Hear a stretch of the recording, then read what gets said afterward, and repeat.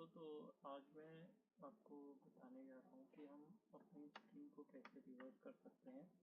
अभी आप देख रहे होंगे कि मैंने यहाँ पे कुछ एग्जीक्यूशन है तो वो चेक करने के लिए मैंने यहाँ पे किया हुआ था पहले से ही। तो अब मैं आपको 3 मेथड बताऊँगा कि कैसे हम कि वो 3 मेथड क्या हैं जिससे हम अपनी स्ट्रिंग को रिवर्स कर सकते हैं। तो यहाँ पे मैंने अभी एक स्ट्रिंग ले ली है अपने नाम की शाम के नाम की मैंने एक स्ट्रिंग ले ली है। स्ट्रिंग इनिशियलाइज करने के बाद हम एक क्लास बनाएंगे, एक मेथड बनाएंगे, सॉरी एक मेथड बनाएंगे पब्लिक स्टैटिक स्ट्रिंग वेरिएबल से। इसका रिटर्न टाइप स्ट्रिंग होगा और इस मेथड का नाम होगा सॉर्ट। पहला मेथड है ये, इसमें हम अपनी स्ट्रिंग को रिवर्स करेंगे। स्ट्रिंग को रिवर्स करने के लिए हम सबसे पहले हमारे पास एक एम्प्टी स्ट्रिंग होनी चाहिए। मेथड है इसको हम एक इनिशियलाइज कर देंगे।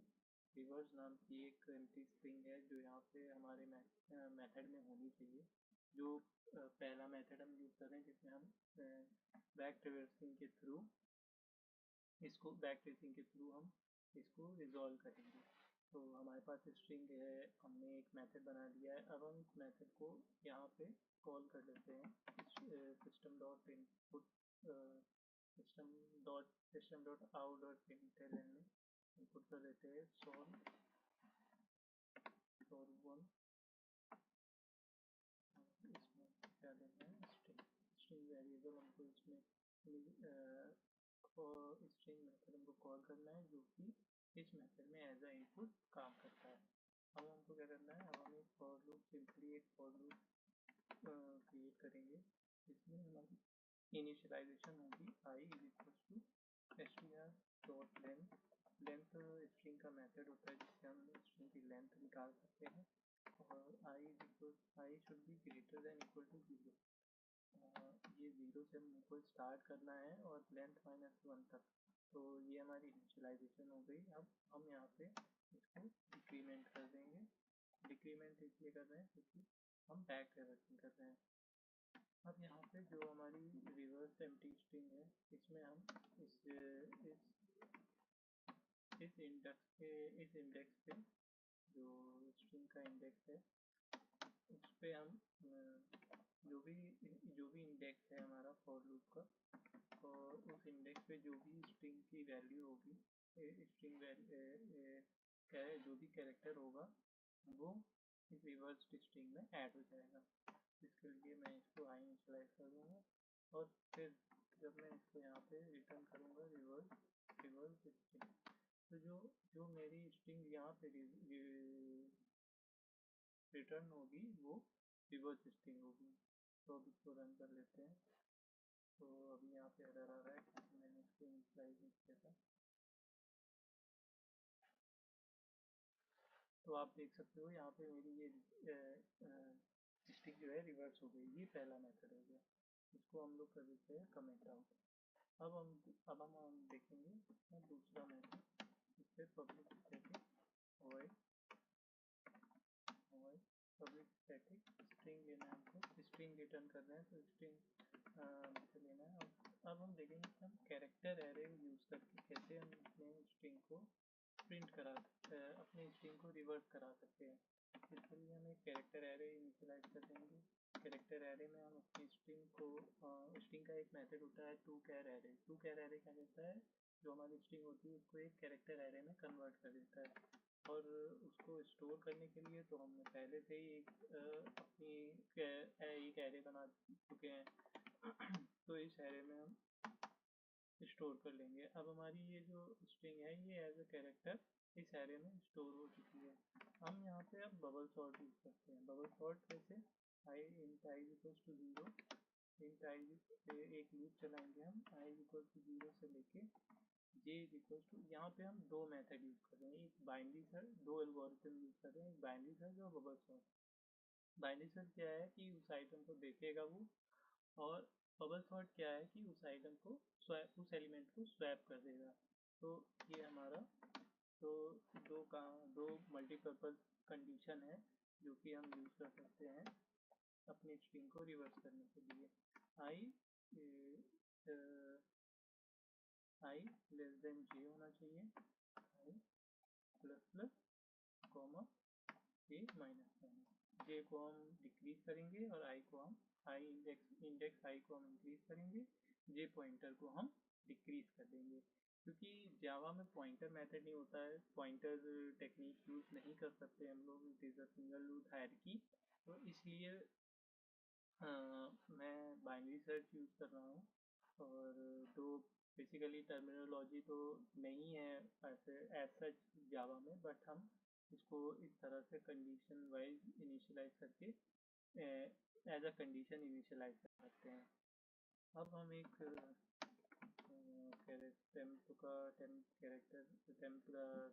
कैरेक्टर वेरिएबल क्रिएट करेंगे जिसमें हम आई की वैल्यू स्टोर करेंगे।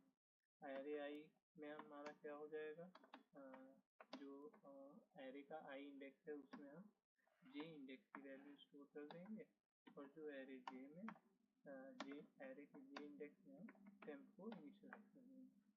लास्ट में हम क्या करेंगे,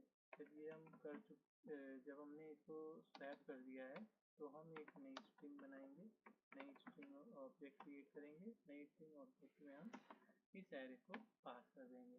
तो ये क्या करेगा कि हमारी जो रिटर्न स्ट्रिंग है उसको इन टर्म्स ऑफ ये यूजिंग कैरेक्टर एरे, तो यूजिंग कैरेक्टर एरे मेथडोलॉजी हमने अपनी स्ट्रिंग को रिवर्स कर दिया। अब हम इसको नाम दे देंगे सॉल्यूशन 2। ये देखिए हमारी स्ट्रिंग यहाँ पे रिवर्स हो गई। इसको भी अब हम कमेंट आउट कर देते हैं। अब हमारा थर्ड मेथड होगा, मेथड नंबर 3, जो हमारा एकदम बेसिक कह सकते हैं इजी मेथड है, पर इसके लिए हमको उस टर्म की नॉलेज होनी बहुत ज़रूरी है। तो वो मैं स्ट्रिंग बिल्डर के थ्रू करूँगा। स्ट्रिंग बिल्डर बेसिकली म्यूटेबल है, स्ट्रिंग इम्यूटेबल होती है, तो हर एक स्ट्रिंग जब क्रिएट होती है तो उस स्ट्रिंग जो भी क्रिएट हुई है उसके पूल पे कोई इफेक्ट नहीं पड़ता है। वो एक नई जब भी हम नई स्ट्रिंग क्रिएट करते हैं तो वो रिजर्व स्ट्रिंग को या तो पॉइंट कर देगा अगर सेम है, अगर नहीं सेम है तो उस स्ट्रिंग पूल में, स्ट्रिंग कांस्टेंट पूल में वो एक नया रेफरेंस क्रिएट कर देता है। पर स्ट्रिंग बिल्डर क्या करता है कि वो जो थ्रेड होते हैं सेम थ्रेड पे काम करता है, सिंक्रोनाइज नहीं होता है, इसलिए हम उसको म्यूटेबल, इसलिए उसकी म्यूटेबल प्रॉपर्टी होती है। तो सेम हम एक्सेस मॉडिफायर, स्टैटिक आइडेंटिफायर के साथ और रिटर्न टाइप स्ट्रिंग होगा। ये हमारा सॉल्यूशन 3 है। स्ट्रिंग str हम इसमें कॉल कर लेंगे स्ट्रिंग।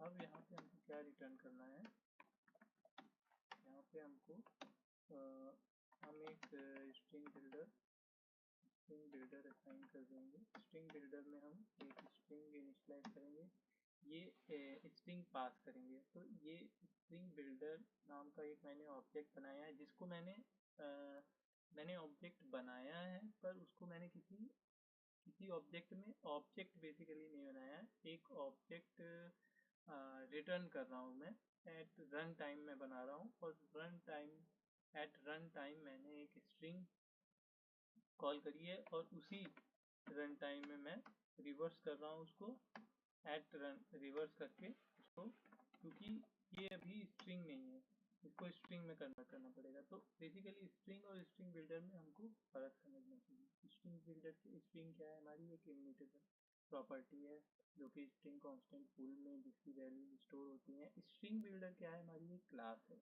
वो क्लास की प्रॉपर्टी इम्यूटेबल है, म्यूटेबल प्रॉपर्टी है। उसको हम लोग किस लिए बनाते हैं, क्योंकि इसको किस लिए बनाया गया है, इसको इसलिए बनाया गया है क्योंकि हमारी जो स्ट्रिंग है वो सेम थ्रेड पे काम नहीं कर सकती है, हम उसमें चेंजेस नहीं कर सकते, मॉडिफाई नहीं कर सकते उसको। तो क्या करता है वो कि हर एक टाइम पे जब भी नया मॉडिफिकेशन कर रहे हैं तो वो एक नई स्ट्रिंग बना देता है हमारे पूल में। तो इससे क्या होता है, हमारा पूल साइज यूटिलाइजेशन बहुत होता है। तो हमको अगर छोटा टास्क भी करना है तो हमको उसके लिए एक नई स्ट्रिंग बनानी पड़ती है, एक छोटा मॉडिफिकेशन भी करना है तो हमको इसको एक नई स्ट्रिंग बनानी पड़ती है अपने स्ट्रिंग पूल में। तो स्ट्रिंग बिल्डर क्या करता है, सेम डिफरेंस पे सेम थ्रेड पे चेंजेस करते रहता है, और क्योंकि ये सिंक्रोनाइज नहीं होता है, इसलिए इसके थ्रेड सेफ नहीं होते हैं, और जिसकी वजह से ही इसके पास म्यूटेबल प्रॉपर्टी होती है। तो अब हम इसको एग्जीक्यूट करेंगे। तो एग्जीक्यूट करेंगे, एक मिनट,